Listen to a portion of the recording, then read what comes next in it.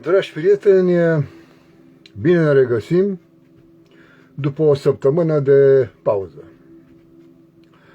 Desigur, voi relua subiectul cunoașterii de sine, un subiect existențial față de care toate celelalte subiecte pălesc. Sunt irelevante, desuete, cad în derizoriu. În această idee a derizoriului, duminica trecută în România s-a desfășurat lamentabila mascaradă a votului, unde s-au stabilit pentru viitorii 4 ani cine să execute orbește ordinele venite de la colonizatori. Și de asemenea, cine sunt cei care vor fi recompensați cu dreptul obținut prin trădare de a fura, de a jefui, de a sfârteca bunurile țării și pe bieții oameni aflați în stare de inconștiență. Cum de s-a ajuns la această situație degradantă, nu este cazul să mai amintesc. Sunt destui care o fac. Totul fiind urmarea profundei inconștiențe ce îi caracterizează atât pe stăpânii de sclavi, cât și pe sclavi. Pe cei copleșitori de mulți, dar covârșitori de inconștienți. Desigur, chiar dacă masa de manevră ar fi votat în cunoștință de cauză, votul lor ar fi fost furat, cum de altfel, într-o mare proporție, a și fost furat. Problema este de fond, este sistemică, iar corecția ei este de natură meritocrată, ceea ce în condițiile actuale este imposibil de aplicat, așa încât este nevoie să revenim la modul corupt al funcționării gândirii, la minte, de acolo de unde pleacă tot răul lumii. Minte care a preluat atât controlul ființei, cât și al întregii lumi. Ce trebuie știut, iar istoria lumii a confirmat de fiecare dată, este că orice hegemonie, orice dictatură, mai devreme sau mai târziu, se autodistruge prin implozie, fiind înlocuită cu o altă formă incipientă a hegemoniei, a dictaturii. Iar baza acestei hegemonii dictatoriale se află în modul corupt al gândirii oamenilor. O gândire care este în mod fundamental egoistă. Egoism generator de lăcomie, inechitate, discriminare, dorință de putere și avere, de violență. Nu uitați nicio clipă că toate acestea se petrec numai și numai din cauza inconștienței. Dragii mei, omenirea poate schimba oricâte forme a sistemelor, poate inventa orice fel de doctrine politice, sociale sau economice. Dar totul va fi zadarnic, mai devreme sau mai târziu, tot la dictatură, la hegemonie, la o cruntă exploatare se va ajunge, la inechități strigătoare la cer. Și asta se va petrece invariabil până ce omul, care este sistemul, oricum s-ar numi acest sistem, nu se va transforma el însuși, nu va conștientiza modul cum egoismul, acest implant psihologic, a pus stăpânire pe mintea și ființa sa.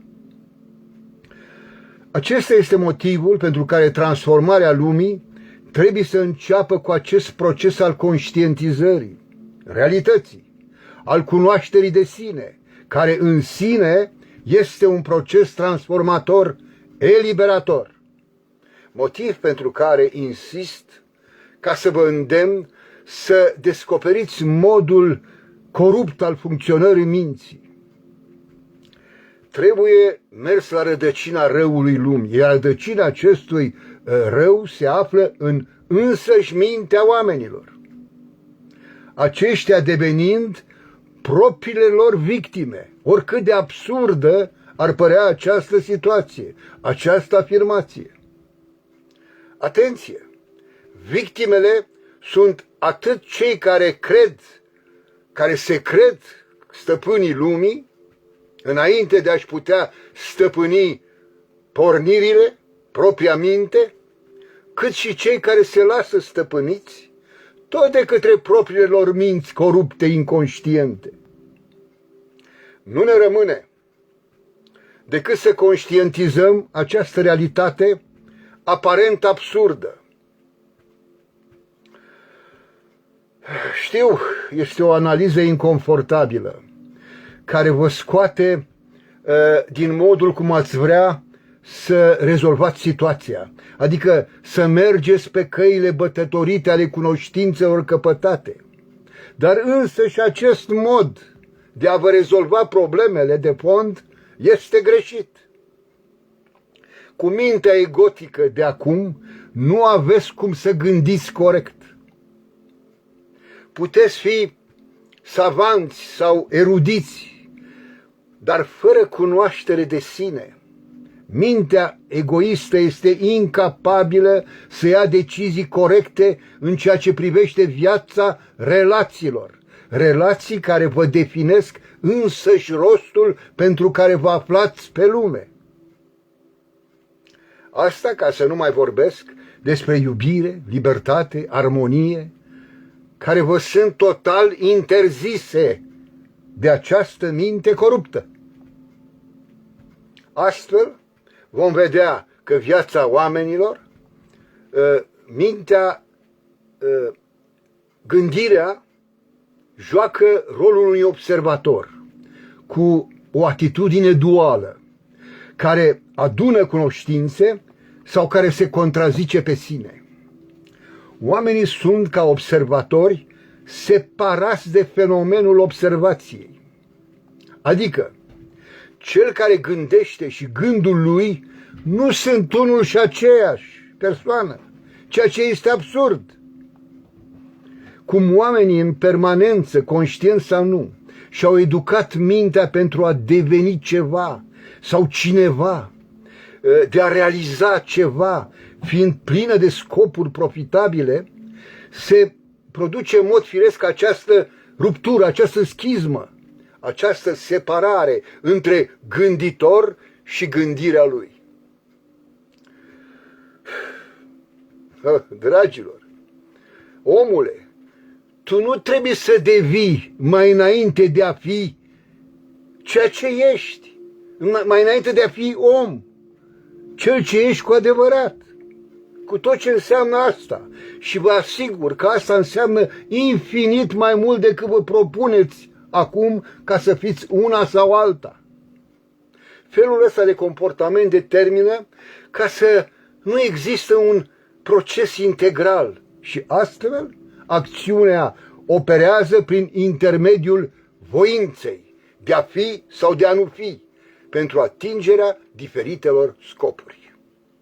Aici apare ruptura decisivă, aceea că experimentatorul și experiența sa, fiind separați, înțelegerea nu mai este posibilă. Nu știu dacă am fost clar, dar pentru a înțelege limpede ceea ce spun, este nevoie ca să aveți acea atitudine relaxată, dar atentă, o atenție calmă, fără încrâncenare, deoarece subiectul nu este complicat de înțeles, este doar unul complet nou, iar noul vă sperie, vă scoate din comoditatea rutinei. Când gânditorul, în același timp, nu este și observator, atunci când gânditorul și observația sunt una, atunci mintea este întreagă, este unitară, nu mai este fragmentată. Oare cum poate fi reunită această minte care acum este duală, când acțiunea și voința sunt duale? Poate fi găsită o stare în care acțiunea duală să dispară pur și simplu, în care gânditorul și gândirea lui să se unifice? Să vedem ce se petrece când realizez că sunt posesiv, că sunt lacom, violent și cum consider că nu trebuie să fiu așa, vreau să mă schimb.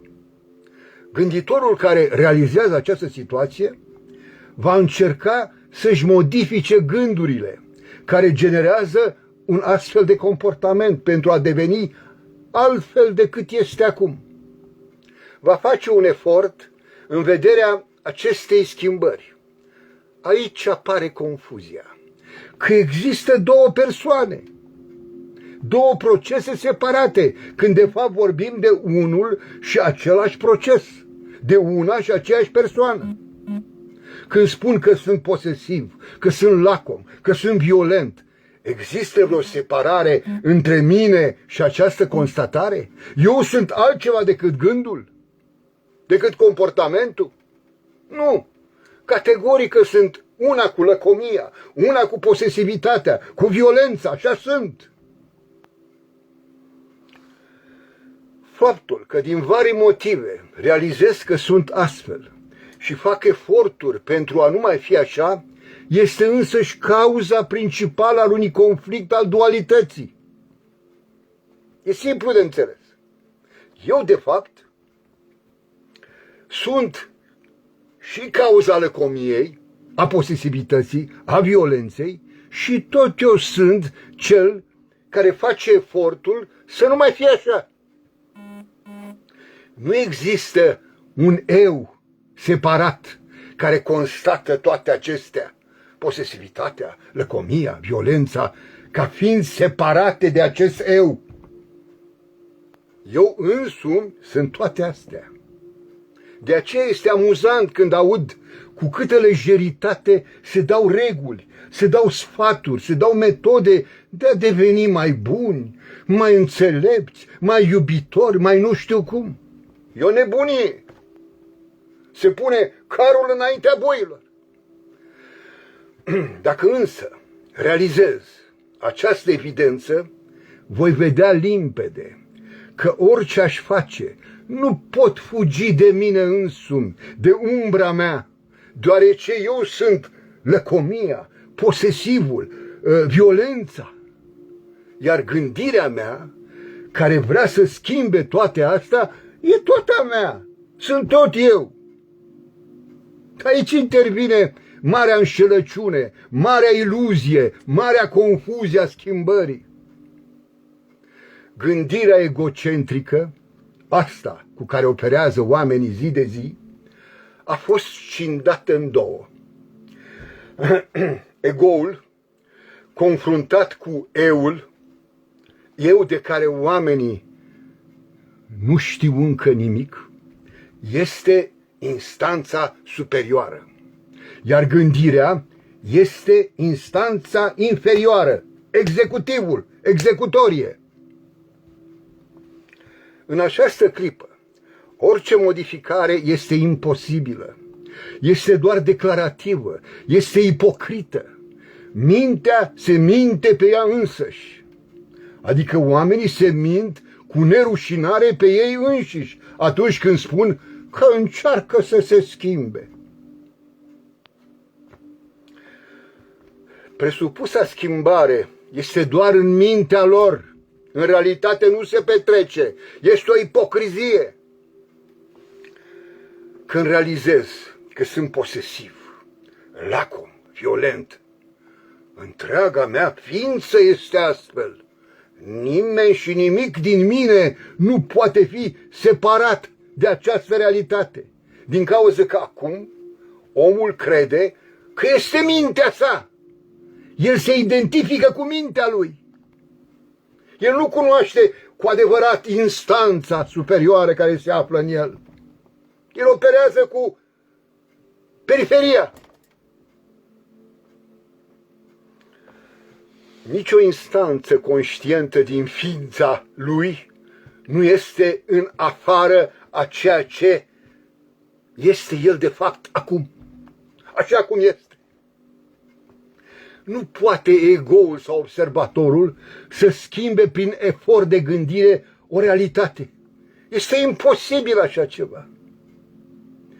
Dacă realizez cu adevărat că sunt posesiv, lacom și violent, dacă realizez absurditatea acestui comportament, că de fapt așa sunt eu acum, în clipa aceea nu va mai exista un ego dominant să decreteze, să dicteze că trebuie să mă schimb, deoarece însăși această instanță, acest ego este responsabil de această stare, de această lăcomie, de această violență.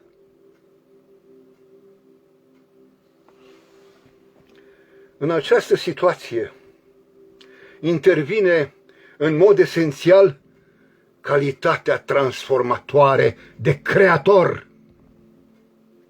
Nu mai are cine să facă efort și nu mai are rost acest efort când realizezi adevărul. Dragii mei, este de ajuns să înțelegem că cel care face efortul și obiectul spre care tinde sunt identice, reprezintă unul și aceeași persoană. Pentru aceasta este nevoie de o mare atenție, atenție de care v-am vorbit acum 2 duminici, despre acea dăruire totală în vederea înțelegerii modului cum funcționează gândirea, cum mintea devine duală, cum ne separă într-o instanță superioară care constată ceva și altă instanță inferioară care face efortul să modifice acel ceva constatat. Este o nebunie, este o inepție și de aceea nici nu funcționează această abordare. Totul fiind un proces pur intelectual, stăpânit de timp, care nu are nicio valoare. Adică, vezi, Doamne, modificarea se va produce cândva, în viitor, sine die, în urma modului cum efortul de schimbare va da roade sau nu. În schimb, când suntem integrali, nescindați, nefragmentați, între constatarea faptului și faptul în sine, nu mai intervine nimic. Experimentatorul și experiența sa sunt una. Atunci, inteligența, care nu poate fi decât creativă, intervine prompt, spontan, transformator, eliberator. Nu mai e o chestiune de timp. Când realizez, în clipa aia s-a produs transformarea.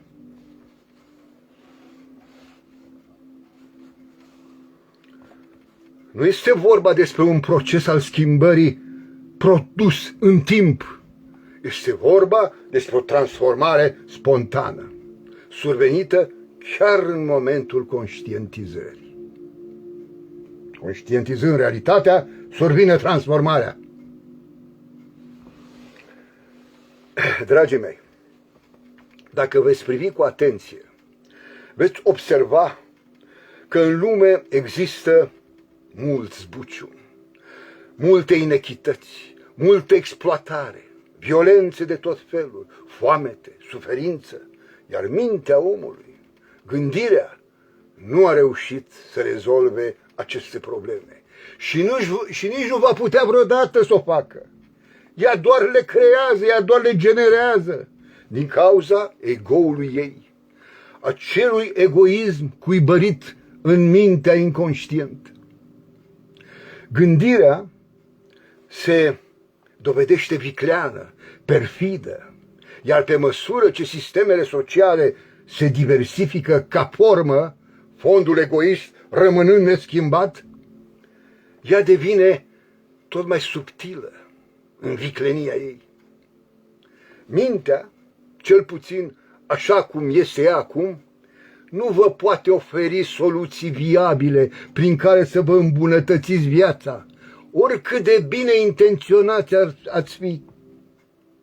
Această realitate de necontestat este un motiv mai mult decât suficient de a vă strădui, de a face tot posibilul ca să înțelegeți cum vă funcționează gândirea, cum vă poate ajuta ea ca să rezolvați mulțimea de probleme cu care vă confruntați zi de zi. Probleme general valabile pentru toți. Probleme existente în toată lumea. O mulțime de savanți, de filozofi, de înțelepți, de profesori, de politicieni, de psihologi, de ce vreți dumneavoastră, nu au reușit să găsească vreo soluție, vreun sistem viabil care să rezolve problemele. Iar dacă acest sistem a fost găsit, s-au propus chiar imitarea și adaptarea la nevoile societății al modului de funcționare al Universului, care este în mod fundamental meritocrat. Acest sistem perfect care asigură funcționarea Universului din totdeauna și pentru totdeauna. Ce vreți? Un sistem mai bun care poate fi adaptat nevoilor omenești. Însă a fost respins, este refuzat de gândirea egoistă a oamenilor. Și asta, repet, împotriva intereselor lor, împotriva uriașelor beneficii pe care le aduce acest sistem meritocrat tuturor, fără nicio discriminare. În schimb, această gândire egotică condiționată a fost și este cea care a creat și creează toate problemele existente în lume. În fond, gândirea este reactivă, ea răspunde la solicitări apelând unde? La memorie, la educație, la prejudecăți, la condiționările ei, la ce știe, la area ei de cunoștințe limitate. Fiindcă societatea nu a avut interesul ca dumneavoastră să știți mai mult decât trebuie să știți ca să deveniți sclavi. Ca să fiți menținut în stare de sclavie, trebuie să știți ce vrea sistemul. Iar educația asta face. Iar egoul este centrul acestui fundal care trebuie înțeles. Dragii mei,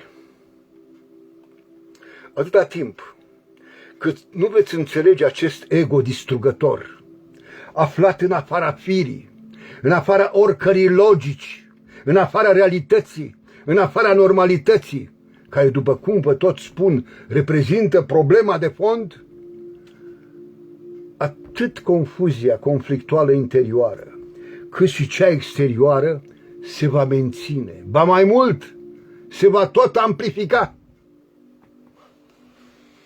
A căuta în altă parte soluția pentru această situație dezastroasă este inutil, atâta timp cât acest ego este singurul răspunzător de această situație. Întrebarea este dacă poate gândirea să se înțeleagă pe sine, să înțeleagă absurditatea acestui ego care a luat-o în stăpânire, atât pe ea, mintea, cât și întreaga ființă, cât și întreaga lume, generând acest haos de neimaginat.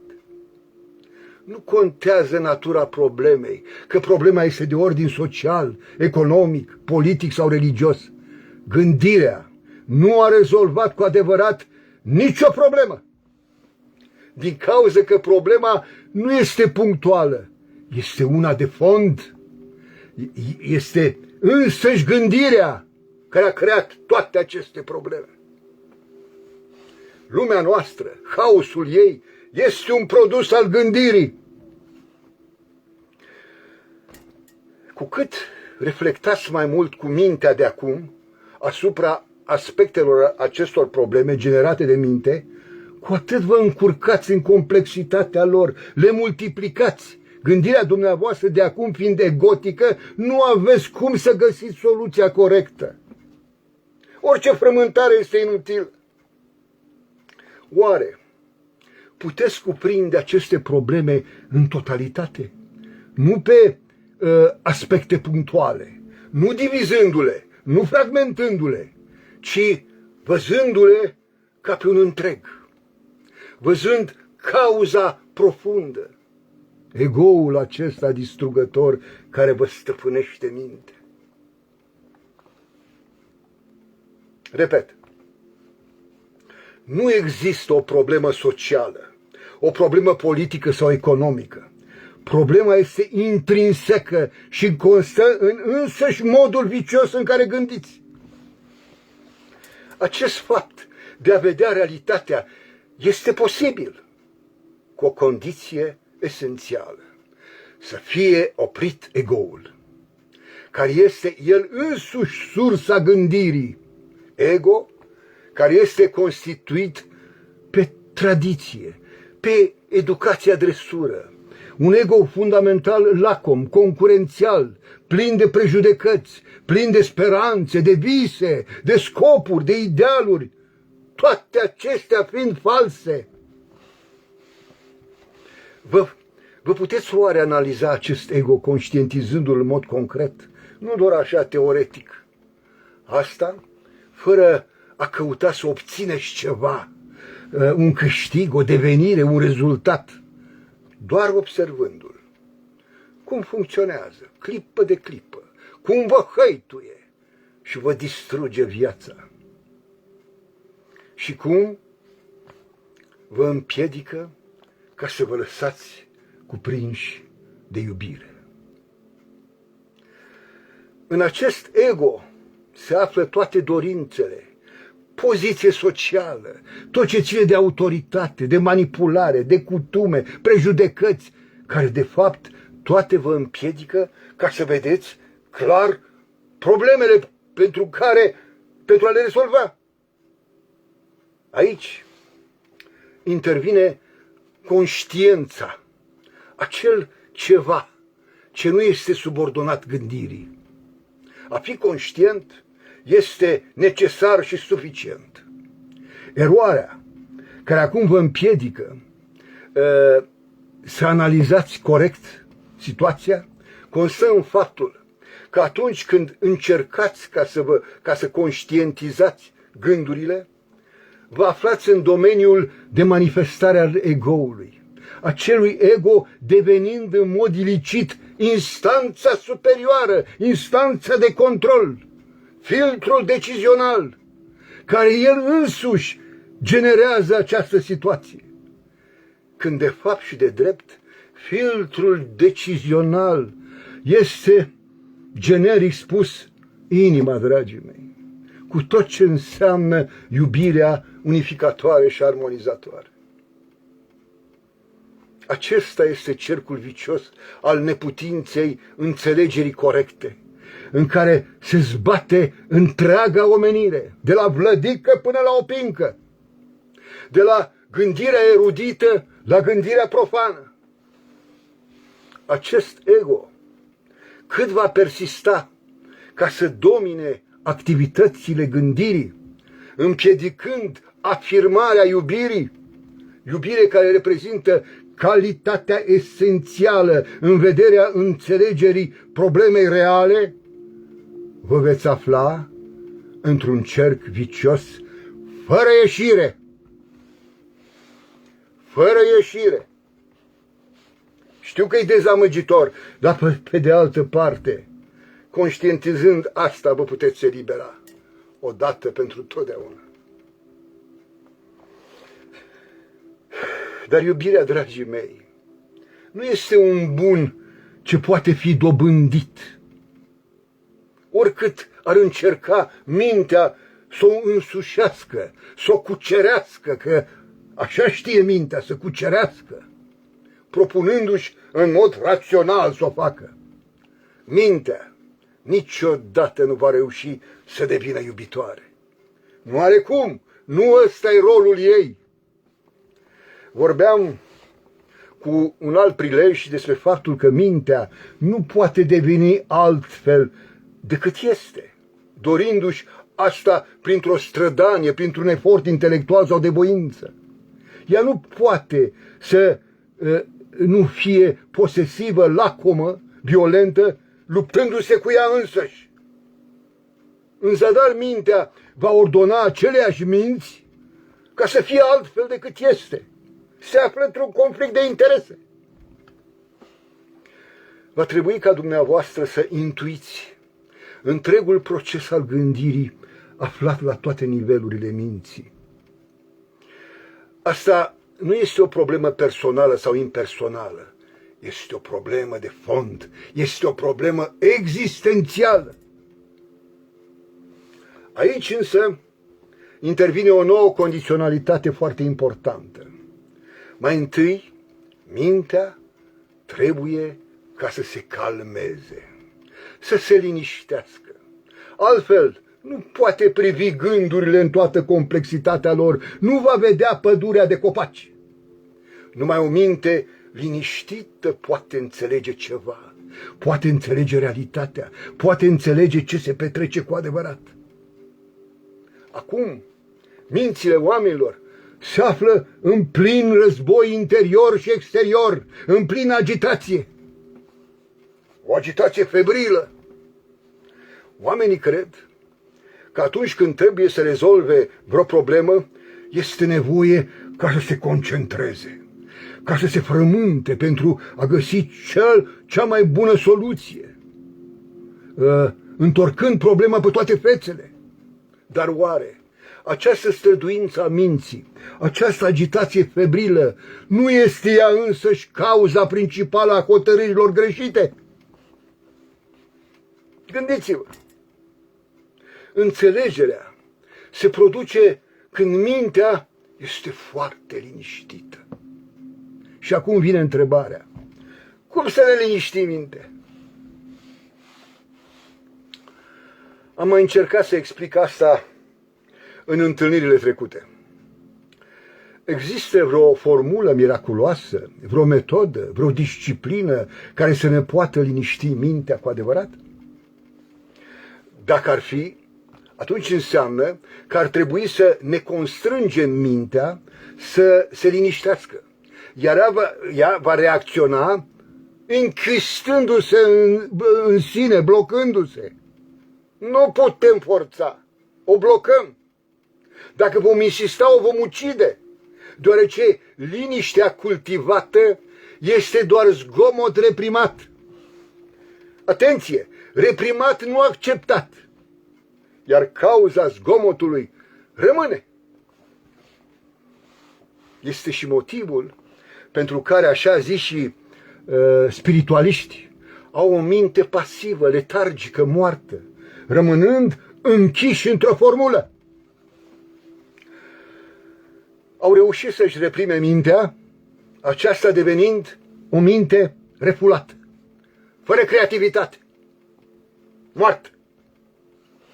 Mintea se autoliniștește când conștientizează faptul că liniștea este factorul decisiv al înțelegerii, nu obligând-o ca să înțeleagă sau să se liniștească forțat. Cum poți gândi corect dacă mintea nu este în prealabil liniștită? Asta înseamnă ca mintea să nu fie plină de prejudecăți, de resentimente, de interese, de concluzii, de etichete, de simpatii sau antipatii. Ea să fie doar disponibilă, atentă, vigilentă, atât. Nimic mai mult.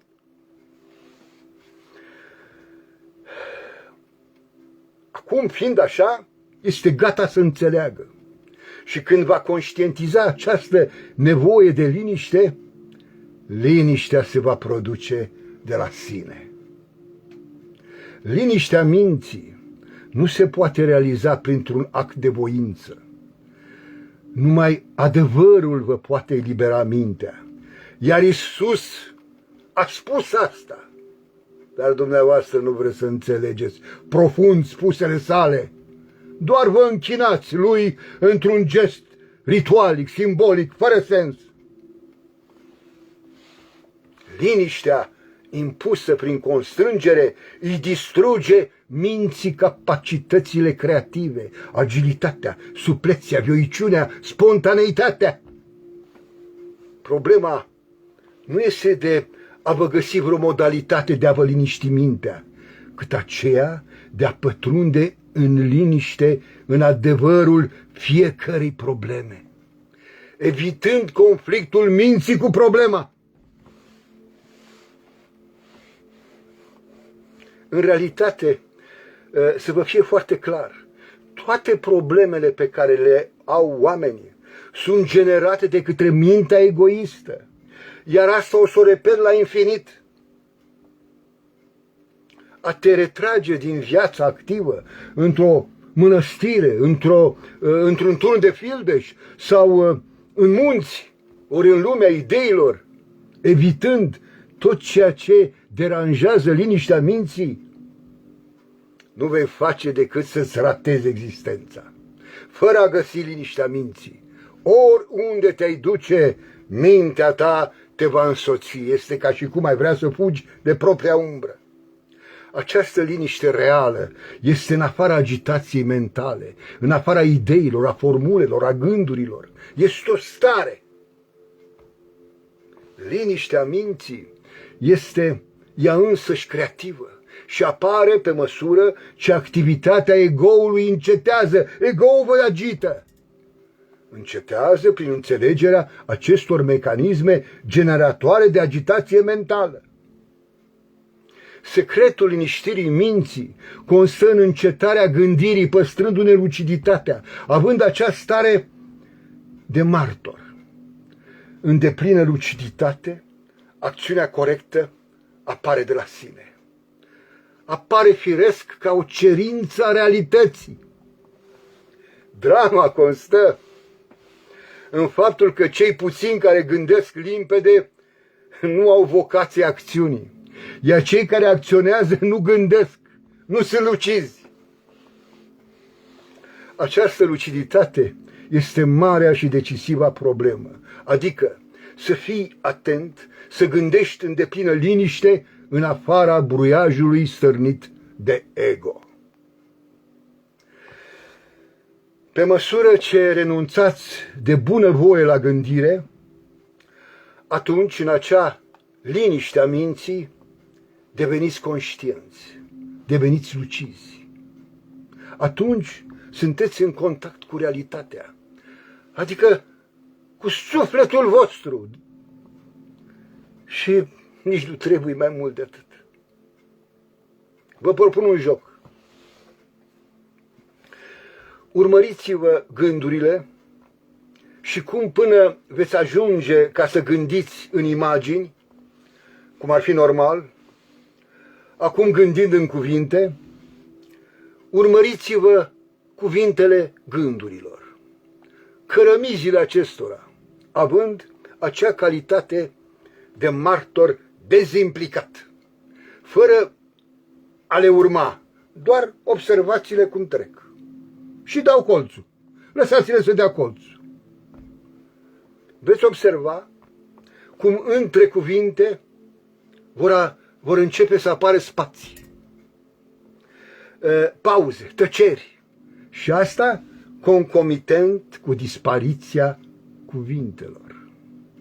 Aceste spații se vor umple cu tăcere, cu nemărginire, iar lumina conștiinței se amplifică, simțurile se intensifică. Acțiunile dumneavoastră, fiind în această stare, se vor integra unei voințe divine. Veți ști atunci că prin dumneavoastră acționează însăși divinitatea, iar acesta este un simțământ de o calitate indescriptibilă. Indescriptibilă. Când conștiința și acțiunea sunt prezente simultan, ele devin una și fuzionează.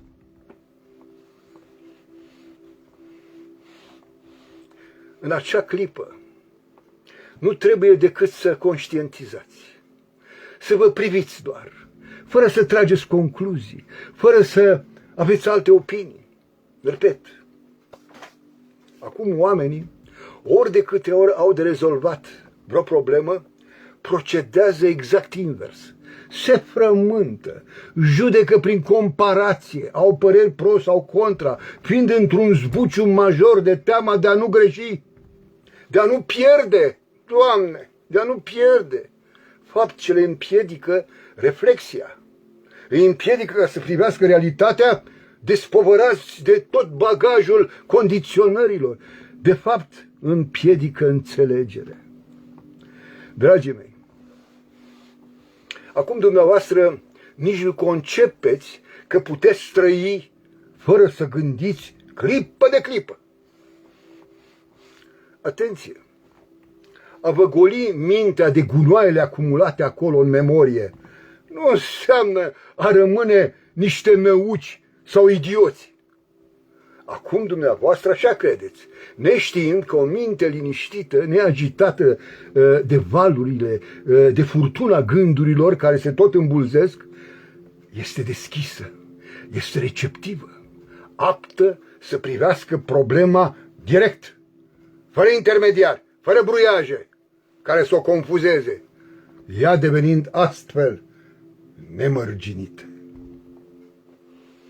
Această minte liniștită lasă loc iubirii să se manifeste. Această minte nu este rezultatul unor exerciții, unor practici oculte sau de autocontrol. Este o minte aflată în afara oricăror constrângeri. Este o minte liberă, fără a fi supusă unor eforturi.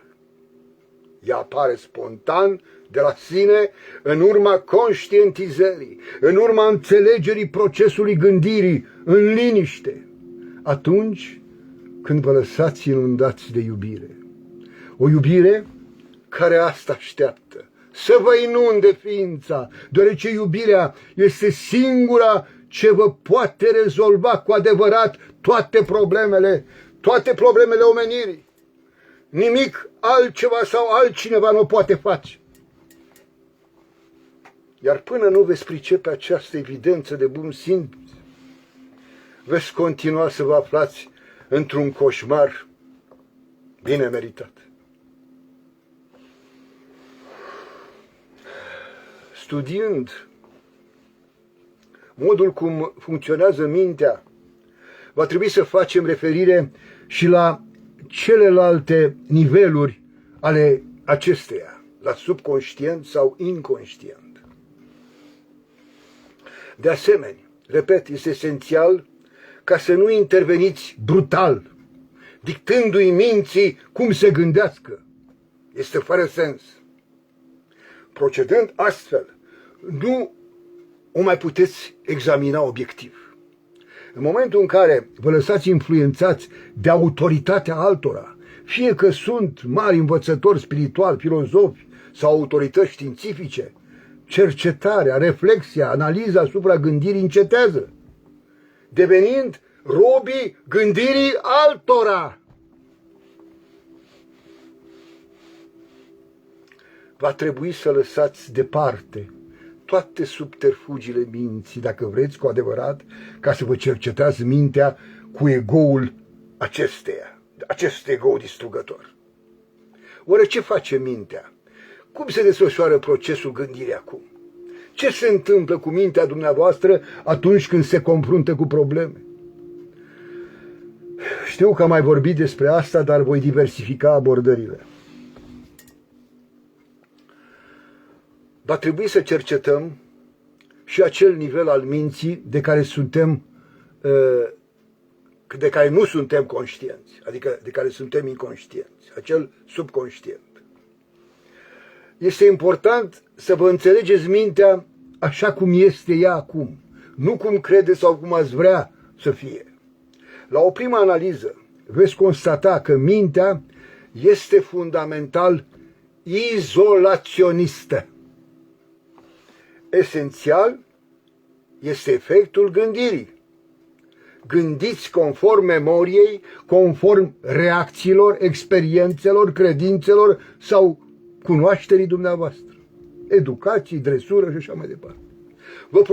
Vă propuneți una alta, vreți să deveniți mai buni, să vă faceți plăcuți altora, să fiți amabili sau să fiți puternici, mă rog, de la caz la caz. În fond, ce înseamnă toate astea? Reacții. Iar reacția fundamentală a gândirii este izolaționismul.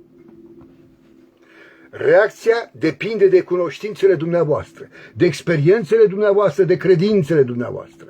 Observându-vă funcționarea minții în timpul manifestării ei, în timpul activităților ei, a experiențelor, a cunoașterii, a credințelor, rezultă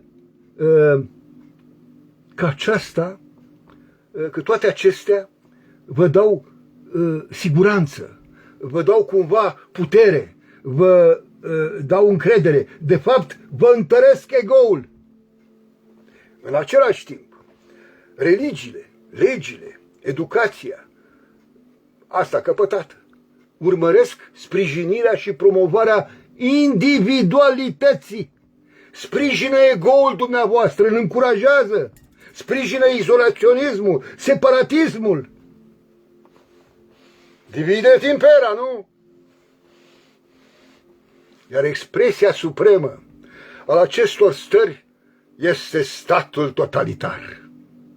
Iar statul nu poate fi decât totalitar când oamenii cu toții sunt separați, sunt divizați, sunt izolați și gândesc astfel.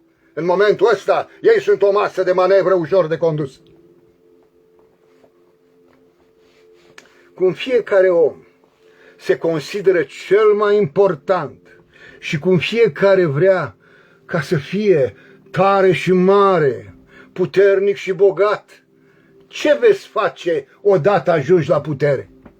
Vă veți folosi puterea în mod personal, discreționar, în interes propriu, păi cum altfel? În subconștient se petrece cam același proces. Inconștientul colectiv este influențat și determinat de mediu, de societate, de familie, existând aceeași dorință de parvenire, de putere, de afirmare ca individ, ca ego, ca importanță. Ne trebuie titluri. Este evident că funcția minții, așa cum se manifestă ea acum, este izolaționistă, să nu mai vă aud vorbind de unire. Nu vă puteți uni decât izolaționismul.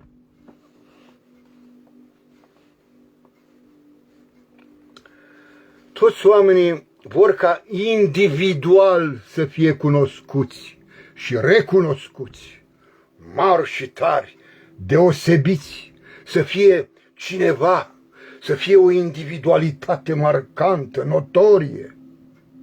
Acesta este separativismul. Așa vă funcționează mintea acum. Întrebarea este, oare poate mintea funcționa și altfel? Poate ea să nu se mai limiteze decât la sine, să nu mai fie izolaționistă? Este clar că este imposibil să se petreacă așa ceva de la sine, sau prin rugăciuni, sau printr-un hocus-pocus, sau cum îi mai aud pe unii și pe alții spunând că din cosmos vin niște energii benefice care ne vor da un impuls spiritual. Nu mai tâmpenii, nu mai aiurel. Mintea devine astfel foarte importantă. Prin ea oamenii devin tot mai informați, mai ageri, mai cultivați, mai importanți pentru societate, nu? La rândul lor, oamenii admiră și invidiază pe cei care le sunt superiori, intelectual, de la caz la caz, pe scriitori, pe scriitorii de succes, bineînțeles, pe medicii consacrați, pe profesorii cu morgă, pe artiștii celebri, chiar pe oamenii de afaceri, bogați, până și pe, îi invidiază până și pe hoții de politicieni care se îmbogățesc din furt peste noapte. De fapt, dragii mei, mintea egoistă, fără această hrană a separativismului, nici n-ar exista. Asta înseamnă egoism. Eu și numai eu. Cum poți exista tu și numai tu într-o unitate interdependentă? Prostie e puțin zis. Un mare număr de ani s-a tot cultivat această mentalitate care vedem că a generat mari perturbații la nivelul relațiilor interumane. Și astfel oamenii devin extrem de ușor de manipulat, extrem de ușor de șantajat. Autoritatea, fie ea politică, economică sau religioasă, vă poate stimula sau constrânge, vă poate șantaja, vă poate conduce foarte ușor. Și chiar asta se petrece. Nu vă mai plângeți. Oferiți această ocazie. În schimb, nu va putea niciodată ca să vă facă să colaborați, să conlucrați, să empatizați. Dimpotrivă, mecanismele sociale chiar asta urmăresc, să vă țină divizați, să vă țină separați, să vă țină concurențiali. Nu are treabă, vă luptați între voi.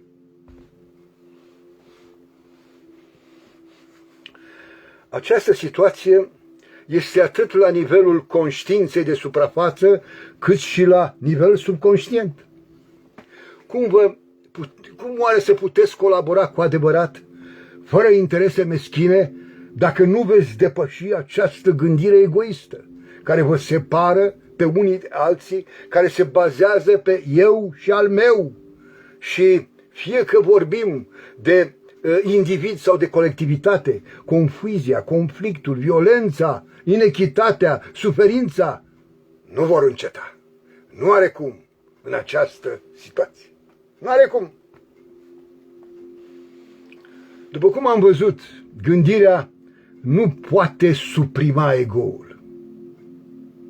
Această gândire reactivă se bazează doar pe reacție, nu pe creație, nu pe acțiune, nu pe inteligență, nu pe iubire. Realizați? Oare poate ea să-și pună capăt sieși? Tot întreb ca să vă provoc. Asta trebuie să descoperiți dumneavoastră. Atunci când vă propuneți ca să fiți așa și pe dincolo, să vă autoimpuneți ca să vă autodisciplinați, de fapt ce faceți? Vă frământați, vă luptați cu voi înșivă într-o luptă fraticidă. Dragii mei, până când mintea nu va funcționa ca întreg, nu veți putea colabora cu adevărat. Veți rămâne izolați, fragmentați, egotici. Prin disciplină este clar. Nu s-a reușit și nici nu o să se reușească vreodată. Și asta din cauza că ego-ul, pe măsură ce veți vrea să-l anihilați, se va întări și mai mult, apărându-se. Îi mai aud pe unii spunând că ego-ul face parte din natura noastră, că este inevitabil. Este clar. Ei habar nu au despre existența iubirii compasionale. Cum să spui că în natura noastră stă izolaționismul? Și rușine să te gândești la așa ceva. Din păcate, se perpetuează credința că prin religie, prin rugăciune și ritualuri religioase, prin tot felul de tehnici psihologice, mintea poate fi disciplinată și ego-ul anihilat. Fals. Este complet fals. Este imposibil așa ceva. Dacă veți înțelege însă că gândirea nu se poate autoanihila, că ea este reactiv condiționată și pentru eliberarea ei este nevoie ca ea să nu mai fie astfel condiționată, atunci veți face un pas decisiv înspre eliberarea de sub dominația ego-ului.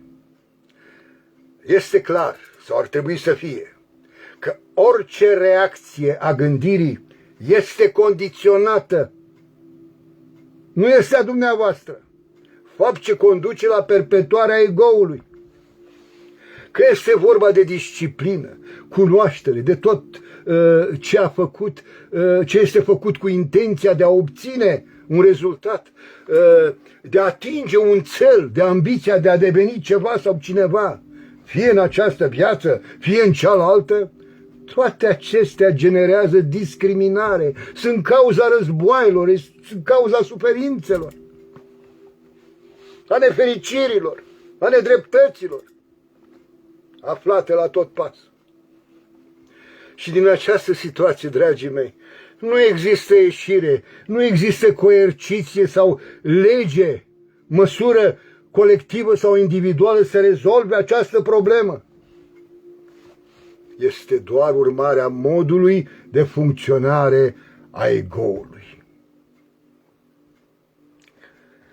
Când veți recunoaște fiecare în parte, în mod individual, nu așa la modul general, că aceasta este problema în ceea ce vă privește, este semnul că deveniți conștienți.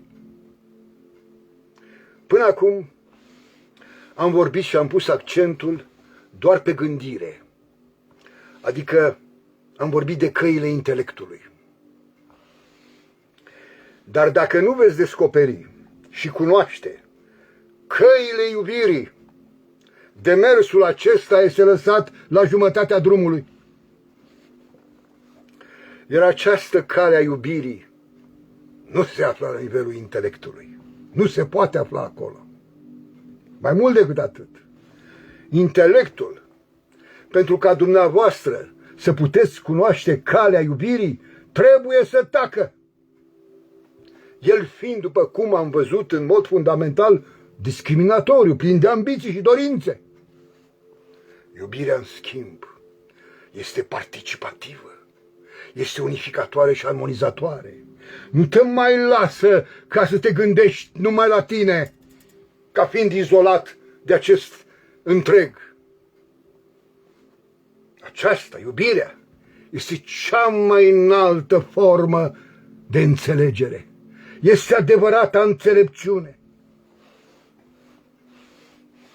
Asta nu înseamnă că privești problemele de undeva de sus, că este un privilegiu. Când vezi astfel lucrurile, nu este vorba de iubire, este tot o investiție a gândirii. Trebuie să știți, cum o tot spun, că iubirea apare și se dezvoltă în lipsa intelectului.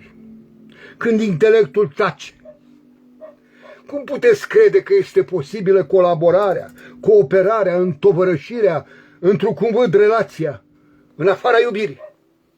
Iar existența, dragii mei, înseamnă în mod fundamental relație, adică înseamnă iubire. E greu de înțeles. O comunicare adevărată, inteligentă, totală, o stare de grație în care veți putea descoperi ce este cu adevărat Dumnezeu sau Supremul. Numai iubind veți înțelege. Mintea niciodată nu va înțelege. N-are cum.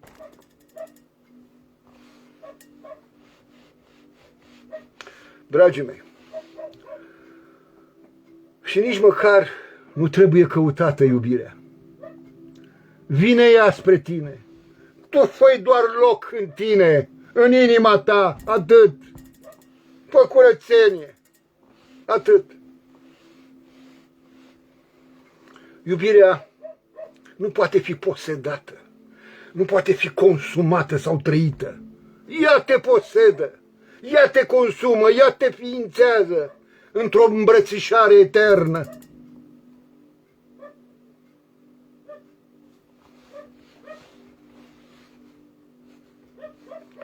Ca să realizați că gândirea așa cum este ea acum este iluzie, cere multă luciditate, multă sinceritate, fiind vorba acum despre autoamăgire, iluzii în care mintea se complace.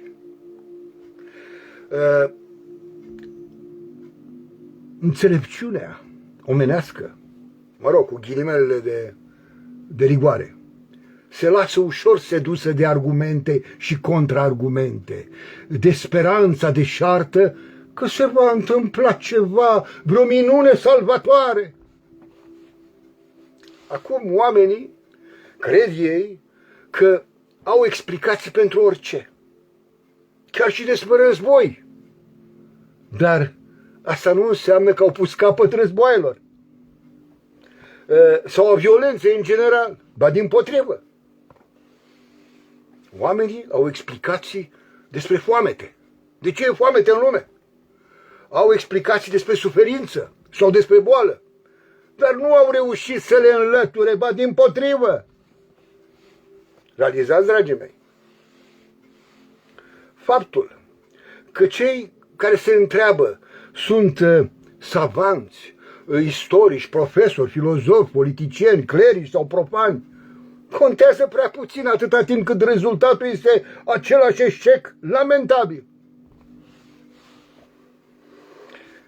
Totuși, dacă suntem cât de cât lucizi, n-ar trebui să ne mulțumim cu explicații, să ne mulțumim doar cu vorbe.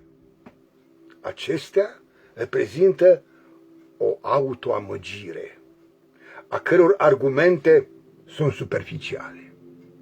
Faptul că sunt emise de autorități în materie nu este un argument, atâta timp cât efectele în viața fiecăruia dintre noi sunt nesatisfăcătoare, atâta timp cât autoritățile în materie pot fi și chiar sunt cumpărate de cei cu bani. Ce încredere să ai? Dar oare, de ce se autoamăgesc oamenii? Oare sunt ei conștienți că trăiesc într-o stare continuă de auto-iluzionare? Probabil că nu. Ba chiar sunt sigur că nu, din cauza că dacă ar realiza acest fapt evident, nu s-ar mai lăsa autoamăgiți și ar face ce trebuie făcut. Dragii mei, nu vă mai lăsați manipulați de forța, de energia pe care vi-o dau amăgirile, speranțele, că gândirea așa zis pozitivă, care este o autosugestie disfuncțională. Și încercați, în schimb, să analizați lucizi cele ce se petrec în realitate. Conștientizați-le. Amăgirea începe chiar în clipa în care dumneavoastră chiar credeți că aveți capacitatea de a gândi corect. Limpede, precis, pragmatic, eficient. Ceea ce e complet fals. Păi dacă ați gândit corect, n-ar mai fi probleme în lume. Mintea dumneavoastră a fost și este virusată de condiționările, de credințele, de cutumele, de educația, dresură, care a îmbolnăvit-o ca să creadă în tot felul de inepții. Oare nu aceasta este chiar cauza, chiar auto-iluzia de care vorbesc? Dorința de a fi cineva, fie în politică, sau, mă rog, în alt domeniu, fie el chiar religios, nu este oare cauza fundamentală a amăgirii?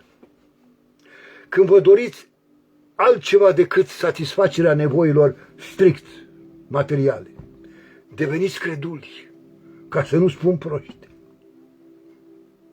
Când deveniți interesați de gura lumii sau de ce se va întâmpla după moarte, fapt ce apare cu precădere, mai ales la cei cu vârstă înaintate, sunteți dispuși să credeți în ce spun alții, dacă vă convine. Dar oare există și altă posibilitate de a afla adevărul, atâta timp cât mintea caută continuitatea, sperând să găsească împlinirea într-o viață viitoare, în reîncarnare, în nemurire. Să vă fie clar, iluzia nu vă vine din afara dumneavoastră, ea vine din interiorul minții dumneavoastră. Nu mai spuneți că sunteți manipulați, de fapt vă automanipulați. Lucrurile sunt simple. După ce dumneavoastră înși vă creați amăgirile, mai apoi deveniți sclavii acestora. Iar cauza principală este reprezentată de dorința de a fi cineva în lumea aceasta și eventual și în lumea cealaltă. Din frică, din dorința pentru siguranță. Această dorință de afirmare este la rândul ei cauza dezechilibrelor existente în lumea noastră. Lume devenită extrem de concurențială, de violentă, de perversă, lacomă, posesivă, invidioasă, geloasă. Pe această piață a devenirii și toate astea din motivele amintite. În clipa în care vă doriți ca să deveniți altceva decât sunteți, fără însă ca să știți ceea ce sunteți cu adevărat, în acea clipă se declanșează autoamăgirea, care devine o problemă de bază a vieții dumneavoastră. Chiar devine un scop în sine. Oare puteți accepta ca să trăiți în această lume prin a fi nimic? Cu o minte care nu urmărește un rezultat prefabricat, tot de ea, care nu caută răspunsuri convenabile, justificări și siguranță prin relații? Abia atunci mintea vă va fi liberă de iluzii. Dar s-ar putea ca mintea să vă joace în continuare feste, întrebându-se: cum să accept ca să fiu nimic, un nimeni? Este împotriva tot ceea ce vă preocupă în prezent. Este împotriva modului cum ați fost educați. Este chiar revoltător când toate eforturile dumneavoastră converg în a fi ceva sau cineva în viață. Dar să nu ne grăbim să tragem concluzii. Dragii mei, ca să fiu un nimeni, un nimic, asta nu are de-a face cu vreo dorință masochistă sau a egoului de a fi deosebit prin a fi un nimic când toți vor să fie cineva. Ego-ul așa funcționează. Extrem de pervers. Nu. Pur și simplu este nevoie de a înțelege că însăși această dorință de a vrea să fii cineva în lumea asta ierarhizată după false criterii valorice, de a fi mai ceva decât alții, naște concurență, invidie, violență, este sursa răului în lume, mai ales că toți oamenii vor asta. Este o dorință pur egoistă. Cum poate exista iubire atâta timp cât oamenii trăiesc sub imperiul unei gândiri egoiste, care se autoiluzionează, care nu are capacitatea unei înțelegeri totale? Desigur, întrebarea e retorică. Bineînțeles că nu trăiește, că oamenii nu trăiesc. Este vorba despre o iluzie numită impropriu viață. Asta nu poate să fie viață. Zbaterea asta, goana asta, suferința asta. Oamenii nu știu să colaboreze, să relaționeze. Ei conlucrează strict în vederea atingerii unor scopuri profitabile. Asta înseamnă colaborarea între oameni. Mie ce-mi iese? Colaborarea acum presupune un cel comun bazat pe intenție și atâta timp cât se interpune un crez, dorind ca fiecare să devină ceva sau cineva, atunci se generează iluzii, vise, speranțe. Nu este o colaborare cu adevărat umană. Fiind sub controlul propriilor credințe, cunoașteri, temeri, dorințe de securitate, colaborarea este condiționată, nu este reală. Dar oare Puteți colabora liber de toate acestea cu adevărat? Atunci când vă propuneți să colaborați, o faceți pe baza unui anumit proiect, având un scop, un proiect intelectual, rațional, cu planificări și studii de fezabilitate. Este clar. Asta se petrece la nivel intelectual.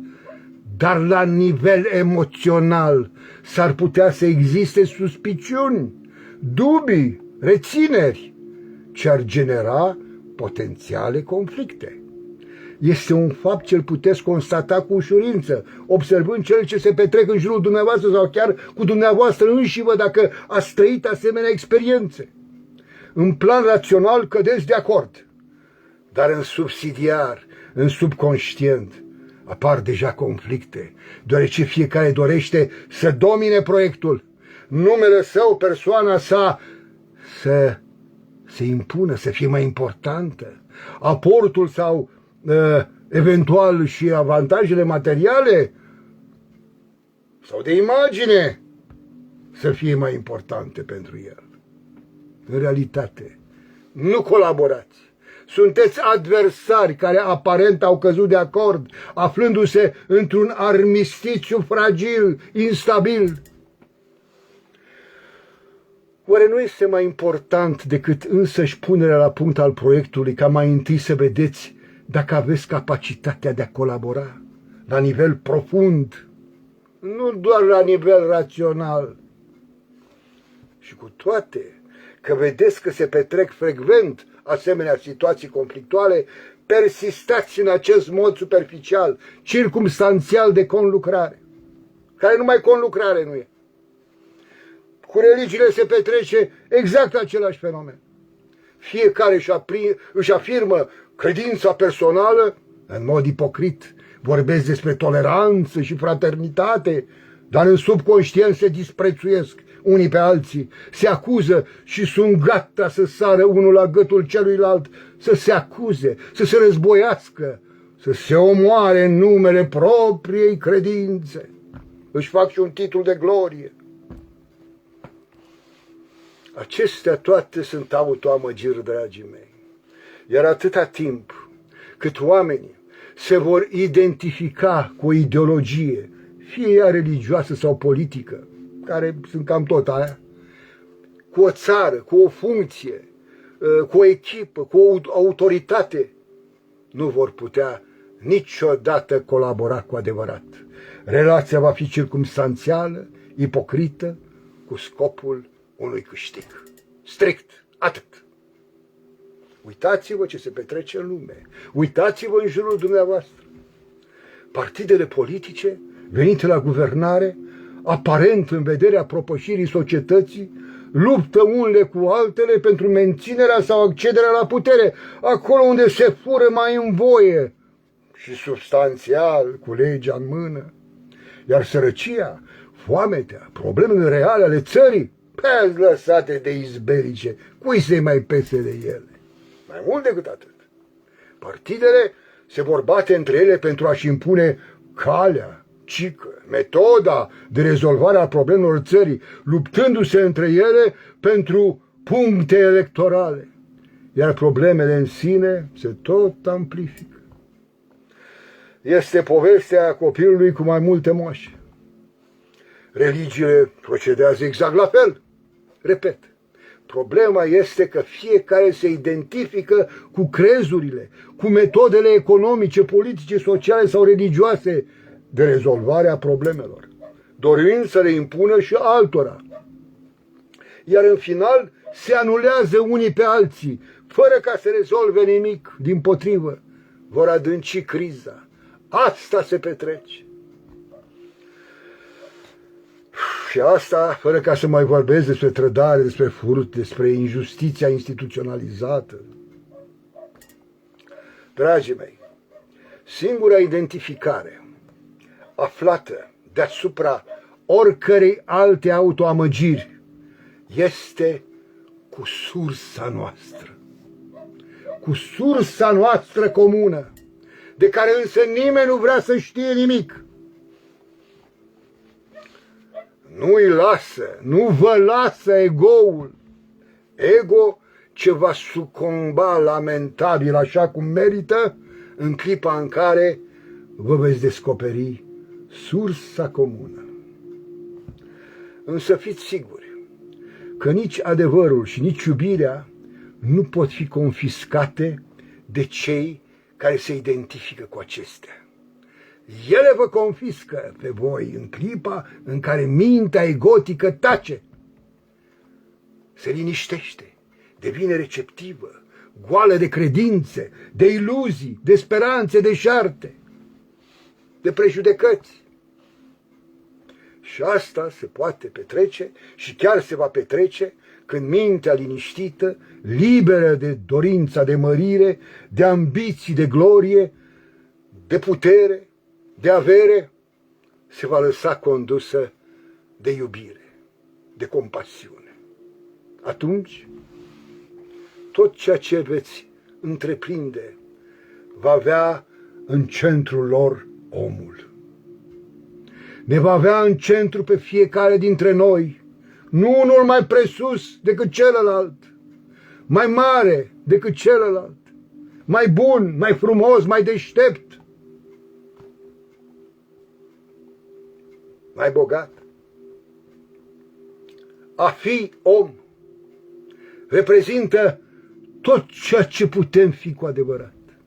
Om cu oamenii, om printre oameni, om pentru oameni, pentru întregul în afara căruia nimic n-ar exista. Atunci nu veți mai căuta aiurea, bogăția, fericirea, sfințenia, dumnezeirea, realizarea. Atunci veți ști că acestea toate și cu mult mai mult decât vă puteți imagina aparțin existenței, adică nouă înșine, tuturor, fiind cu toții totul în tot. Oare chiar atât de greu este ca să pricepeți această realitate evidentă, normală? Chiar asemenea ravagii au făcut educația, dresură și mai apoi manipularea politică, economică și socială, încât să ajungeți să vă acceptați lanțurile ignoranței, ale inconștienței, încât unii au ajuns chiar să mândrească cu ele.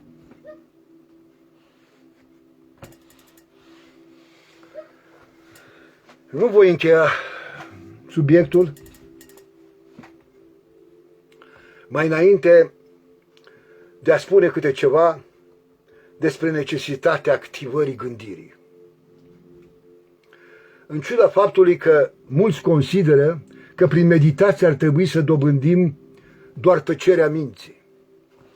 Bun, dar despre ce minte este vorba? Este vorba despre acea minte pasivă, adormită, incontrolabilă, care aduce în câmpul atenției brute și nevrute, care trăiește în trecut, care trăiește din trecutul mort și resurcitat, care este de obicei resentimentar, format din cadavre vii. Mintea, așa cum este ea acum, este o piatră de moară, ce macină reprezentări ale simțurilor, ale sentimentelor, ale emoțiilor, ale cunoștințelor sedimentate ca memorie, cu tot coloralul de trăiri complexe, subiective, de refulări. Este nevoie ca în această minte adormită de rutină, devenită letargic mecanică, să fie trezită o gândire activă, limpede, ca oamenii să devină, cu ajutorul ei, purtătorii unei puteri reale. Gândirea obișnuită este superficială, nu atinge nimic. Și aceasta din cauză că gândirea obișnuită este pasivă, nu este o realitate, este doar o imagine, o reprezentare a simțurilor. Gândirea, pentru a putea deveni o realitate, trebuie să se activeze, să devină ceva în care să viețuiești. Prin activare, gândirea se transformă într-un organ sufletesc tactil, care știe că trăiește într-o ființă, că viețuiește în realitate. Trebuie ca să simțiți că dumneavoastră înșivă sunteți gânditorul, sunteți creatorul. Să simțiți asta. În acea clipă, totul se articulează, capătă sens, capeți putere interioară, o putere care o poți retrage sau o poți folosi pentru înțelegerea lumilor spirituale. Dacă chiar doriți să vă luați în serios ca ființă omenească, va trebui să acceptați că este nevoie să vă transformați în cu totul altă ființă, să deveniți ceea ce potențial sunteți încă de pe acum. Aici nu puteți opera cu jumătăți de măsură, cu subterfugii, cu speculații. Cât timp vă veți mulțumi ca să viețuiți în limitele pe care senzorialitatea omenească, fizică, vi le pune la dispoziție, nu veți putea pătrunde în cunoașterea suprasenzorială, în lumile așa zis spirituale. Iar activarea gândirii reprezintă un organ suprasensibil de explorare. Să recapitulăm. Avem corpul fizic, pe care îl percepem cu organele de simț, mai avem corpul eteric, care este primul element suprasensibil al omului, acesta fiind corpul forțelor plăsmuitoare ale omului fizic. O gândire transformată activă poate percepe acest corp eteric, la fel cum prin simțuri percepem corpul fizic, gândirea devenind un simț tactil. Este adevărat, suprasensibil.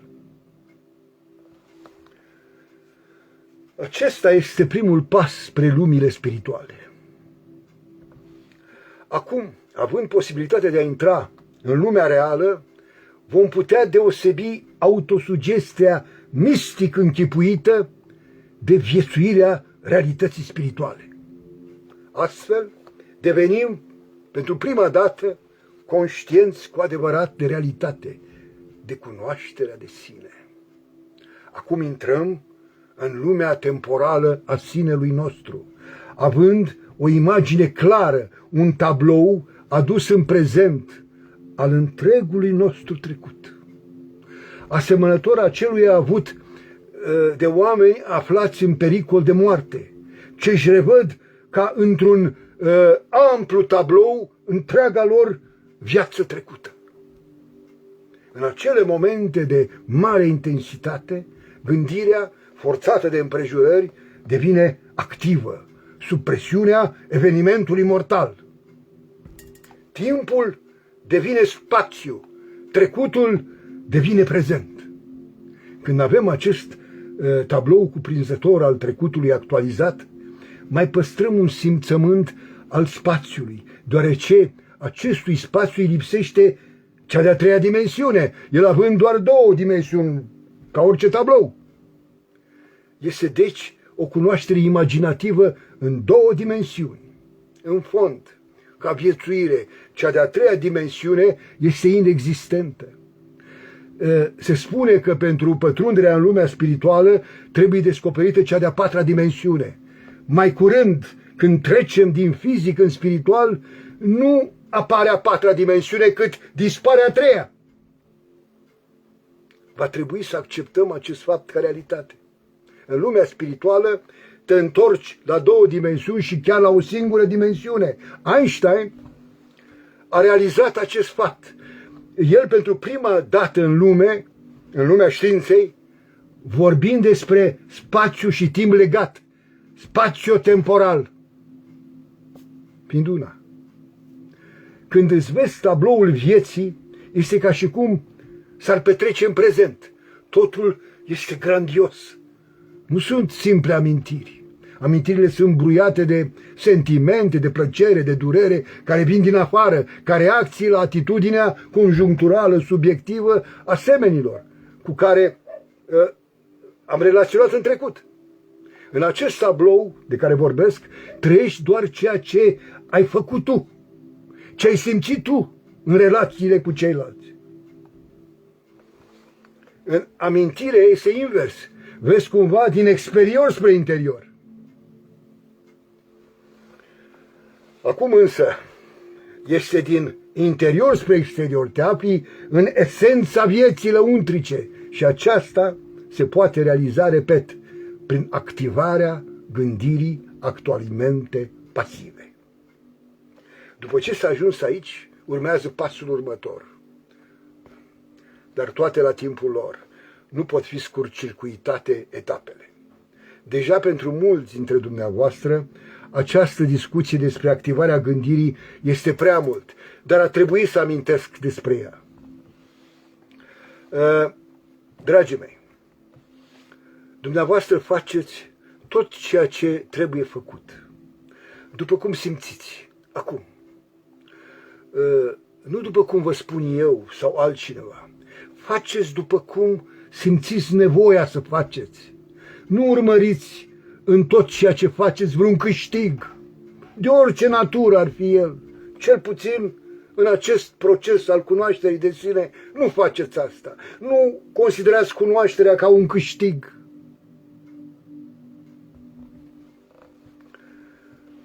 Mai apoi veți realiza, veți cunoaște din proprie experiență că orice câștig este o capcană, este o iluzie, că evoluția sau creșterea pe verticala existenței nu este scop în sine, nu înseamnă vreun câștig spiritual, este consecința descoperirii de sine, iar prin sine a celei mai mari descoperiri posibile în această viață pământească.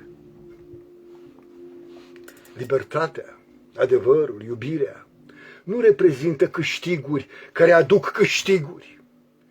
Ele reprezintă dreptul vostru divin pe care îl puteți descoperi sau îl puteți ignora. Aceasta înseamnă libertate.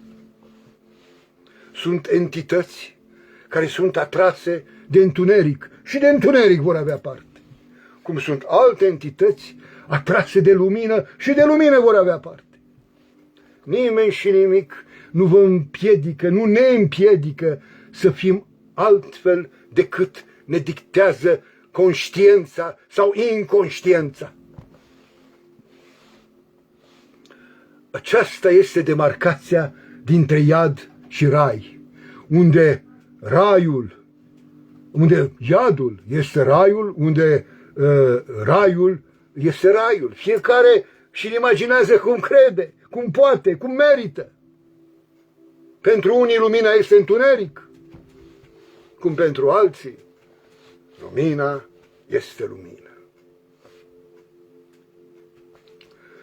Cum spuneam, aceasta e diferența dintre conștiință și inconștiință. Dragii mei, nu uitați că nu există jumătăți de măsură și nici noroc sau ghinion, cum de altfel nu există întâmplare. Nu disperați, oricât de grele ar fi momentele prin care treceți, de orice natură ar fi ele, fie de sănătate, de încurcături financiare sau de alte situații neprevăzute.